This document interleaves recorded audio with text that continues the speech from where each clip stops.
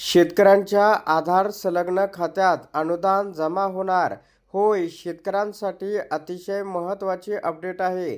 15 डिसेंबर 2025 रोजी महत्त्वपूर्ण शासन निर्णय आलेला आहे.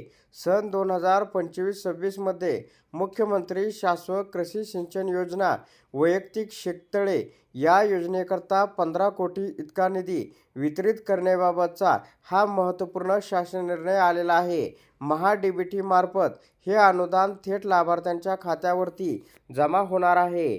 होय, राज्यातील शेतकऱ्यांना शाश्वत सिंचनाची सोय उपलब्ध करून देण्याच्या उद्देशाने अवर्षण प्रवण क्षेत्र तसेच आत्महत्याग्रस्त व नक्षलग्रस्त जिल्ह्यात मुख्यमंत्री शाश्वत कृषी सिंचन योजना राबवण्यास दिनांक 19 ऑगस्ट 2019 रोजीच्या शासन निर्णयानुसार मान्यता देण्यात आल्या असून सदर योजना राज्यातील उर्वरित तालुक्यामध्ये देखील राबवण्याचा निर्णय शासनाने या ठिकाणी घेतलेला आहे.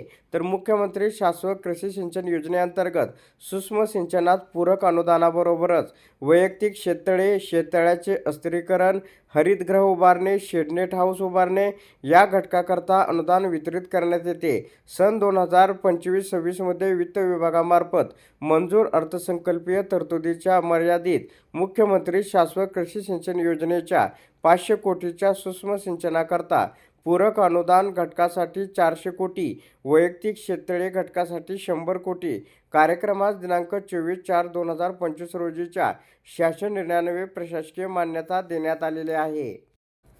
तर कृषी आयुक्तालयाकडून या ठिकाणी पत्रान्वये प्राप्त झालेल्या मागणीनुसार मुख्यमंत्री शाश्वत कृषी सिंचन योजनेअंतर्गत वैयक्तिक शेततळे या घटकाकरता 15 कोटी इतका निधी वितरित करण्यास शासनाने मान्यता दिलेली आहे.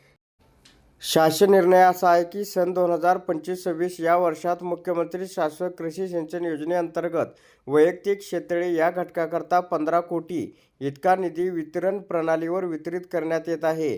तर याद्वारे वितरित निधी खालील लेखाशीर्ष मंजूर तरतुदीमधून खर्च करण्यात येणार आहे.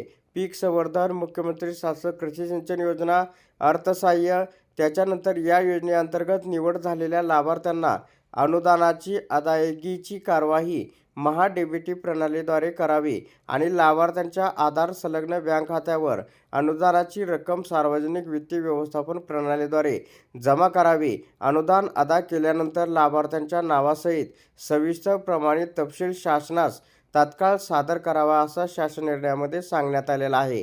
तर अशा प्रकारे शेतकऱ्यांसाठी अत्यंत महत्त्वाची अपडेट होती. अशा प्रकारच्या महत्त्वपूर्ण अपडेट जाणून घेण्यासाठी आताच आपल्या टेक मराठी रघु यूट्यूब चॅनलला जास्तीत जास्त शेअर व सबस्क्राईब करा.